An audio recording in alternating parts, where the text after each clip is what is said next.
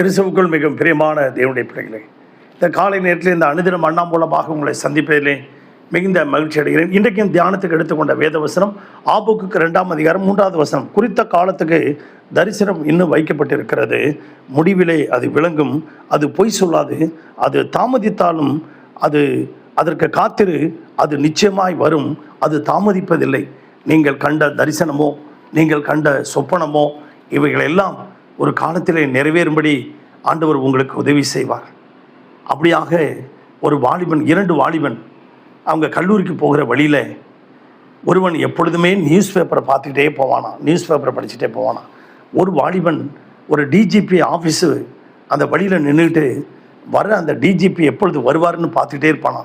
அவரை போல் நல்ல முறுக்கு மீசை, அவரை போல் நல்ல கம்பீரமாக வாட்டர் சாட்டமாக அப்படிப்பட்ட ஒரு ஐஏஎஸ் ஐபிஎஸ் ஒரு டிஜிபியாக வரணும்னு தினம் கனவு கண்டுக்கிட்டே இருப்பானா. ஒரு நாள் அந்த காரில் வந்த அந்த டிஜிபி அந்த பையனை கூப்பிட்டு கேட்டாரான், டே இதை காலேஜுக்கெலாம் போலியா, இங்கே வழியில் நின்றுக்கிட்டு இருக்கீங்க அப்படின்னா.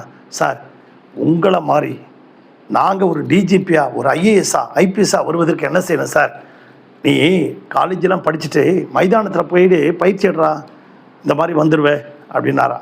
அவர் வேறு யாரும் இல்லை, மாண்புமிகு அவர் நல்ல வால்டர் தேவாரம் என்கின்ற டிஜிபியா. அவர்கிட்ட இந்த மாணவன் கேட்டாராம். அதே மாதிரி போய் காலேஜ் படிச்சுட்டு அவர் பாட்டுக்கு நல்லா போய் பயிற்சி எடுத்துக்கிட்டே இருப்பாராம். பயிற்சி எடுத்துகிட்டு ஒரு நாள் அந்த ஐஏஎஸ் ஐபிஎஸ் டிஜிபியாக மாறி அந்த கல்லூரி அந்த வளாகத்துக்கு போகிறாராம். அந்த போலீஸ் குவார்ட்டர்ஸ்லேயே போய் இவங்க தாய் தகப்பனோடு போய் குடியேறாராம். அவர் கண்ட தரிசனமும் அவர் கண்ட சொப்பனமும் நிறைவேறிச்சான்.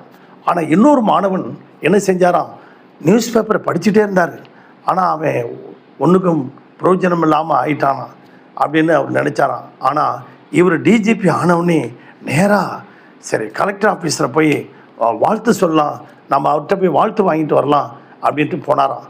போனால் தினந்தோறும் நியூஸ் பேப்பர் வாசிக்கிட்டு இருந்தான். பார்த்தீங்களா, அவன் கலெக்டராக இருந்தான். நாங்கள் அப்படி பார்த்தீங்கன்னா ஒருத்தன் அவனுடைய தரிசனம் டிஜிபியாக வரணும், ஒருத்தனுடைய தரிசனம் அவன் கலெக்டராக வரணும், நியூஸ் பேப்பரை பார்த்துக்கிட்டே இருந்தானா. இந்த சத்தத்தை கேட்டுக்கொண்டிருக்க இந்த அன்பு பிள்ளைகளே, நீங்கள் வேதத்தில் இதே மாதிரி ஒரு 2 நபரை பார்க்க போகிறோம். ஒருத்தன் சொப்பனம் கண்டான். யோசேப்பு என்கிறவன் அவன் தன்னுடைய அரிக்கட்டுகளை 11 அரிக்கட்டுகள் வணங்கி நின்றது போல ஒரு தரிசனம் கண்டான், சொப்பனம் கண்டான். அந்த சொப்பனம் நிறைவேறுவதற்கு 17 வருஷம் ஆயிடுச்சு. அவனை அவனுடைய சகோதரர்கள் எல்லாம் கொலை செய்வதற்கு தீர்மானம் பண்ணார்கள். பிறகு 20 வெள்ளிக்காசுக்கு விற்று போட்டார்கள். இஸ்மவேல்கிட்ட விற்று போட்டாங்க. பிறகு போத்திபார் வீட்டுக்கு போனான், கர்த்தர் அவனோடு கூட இருந்தார். பிறகு ஜெயிலுக்கு போனான், கர்த்தர் அவனோடு கூட இருந்தார். பாருங்கள், இந்த வேதம் நியூஸ் பேப்பர் படிக்கிறதுக்கு பதிலாக வேதத்தை அவன் தியானம் பண்ணிக்கிட்டே இருந்தான். வேதம் என்பது யாருங்க? இயேசு அவன் போத்திபாருடைய வீட்டிலே கர்த்தர் அவனோடு கூட இருந்தார். சிறைச்சாலையிலே கர்த்தர் அவனோடு கூட இருந்தார். அரண்மனையிலும் கர்த்தர் அவனோடு கூட இருந்தார். பார்த்தீங்களா, இந்த வேதம் தான் இயேசு அவனோடு கூட இருந்தார். அப்படியாக தாவீது ஒரு நாளைக்கு 3 முறை யுத்த பயிற்சி செய்வானாம். 3 முறை யுத்த பயிற்சி செய்யும்போது எதிரிகளை வீழ்த்த போகும்போது, அந்த எதிரியை வீழ்த்த போகும்போது 20 அடி தூரத்தில் நிற்கிற எதிரி கிட்டவே வரமாட்டானாம். தாவீதை பார்த்தாவே அவ்வளோ தூரத்தில் நிற்பானுங்களாம். இவனுக்கிட்ட போனால் அடித்து கொண்டுடுவாப்பா அப்படின்ட்டு தூரத்தில் நின்றுடுவானுங்களாம். ஏன்?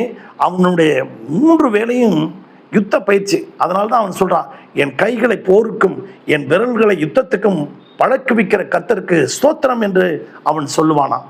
அப்படியாக பயிற்சி எடுத்து தான் இஸ்ரவேலை பயமுறுத்தி கொண்டிருந்த அந்த கோலியாத்தை வீழ்த்தி இஸ்ரவேலிலே ஒரு தேவன் உண்டென்று பூமியிலுக்கு எல்லா ஜனங்களுக்கும் அறிவித்தான். அவனை கர்த்தர் தேசத்துக்கு அந்த ஒரு அருமையான தேவனுடைய பிள்ளைகளை ராஜாவாக மாற்றினான். ஆனால் யோசேப்பை தேசத்துக்கு பிரைம் மினிஸ்டராக மாற்றினான், அதிபதியாக மாற்றினான். எப்படி ஒரு தமிழ்நாட்டுக்கு முதல்வர் எப்படியோ அதே மாதிரி தாவீது, அதே மாதிரி இந்தியாவுக்கு எப்படி பிரதம மந்திரியோ அதே மாதிரி யோசேப்பை பிரதம மந்திரி ஆக்கினார். ஆம், பிரியமான தேவனுடைய பிள்ளைகளை, நீங்களும் நானும் பயிற்சி இல்லாமல் முயற்சி செய்ய முடியாது. முயற்சி செய்தால் வளர்ச்சியை நாம் அடையலாம். வளர்ச்சி அடைந்து விட்டால் நாம் தேர்ச்சி பெற்று விடலாம், எல்லாத்திலும் தேர்ச்சி பெற்று விடலாம். நீங்கள் தினந்தோறும் வேதத்தை வாசிக்கிறீங்களா? தினந்தோறும் அவர் பத்திரிக்கை படித்தே கலெக்டர் ஆகிட்டார். நீங்கள் பைபிளை படித்தே நீங்கள் வேதத்தில் தேறின வேதபாரனாக மாறுவீங்க. கர்த்தர் உங்களை ஆசீர்வதிப்பார். இரவும் பகலும் இந்த வேதத்தை தியானிக்கிற மனுஷன் அவன் செய்வதெல்லாம் வாய்க்கும்னு சங்கீதம் 1ஆம் அதிகாரத்தில் போட்டிருக்கு. உங்கள் காரியங்கள் எல்லாம் கர்த்தர் வாய்க்க பண்ணுவார். இன்றைக்கு வாய்க்க பண்ணுவார். If you believe you see the glory of God. உங்களுக்காக ஜெபிக்கட்டுமா? பரலோக பிதாவே, இந்த சத்தத்தை கேட்டுக்கொண்டிருக்க ஒவ்வொரு பிள்ளைகளையும் ஆசீர்வதியும், ஒவ்வொரு குடும்பத்தையும் ஆசீர்வதியும், அவர்கள் தேவைகளை சந்தியும், ஒரு குறைவில்லாமல் நடத்தும். இதுவரைக்கும் நடத்தின கர்த்தர் இனிய நடத்தும்படியாக ஜெபிக்கிறோம். இயேசுவின் நாமத்தில் பிதாவே, ஆமென். God bless you everybody. Thank you.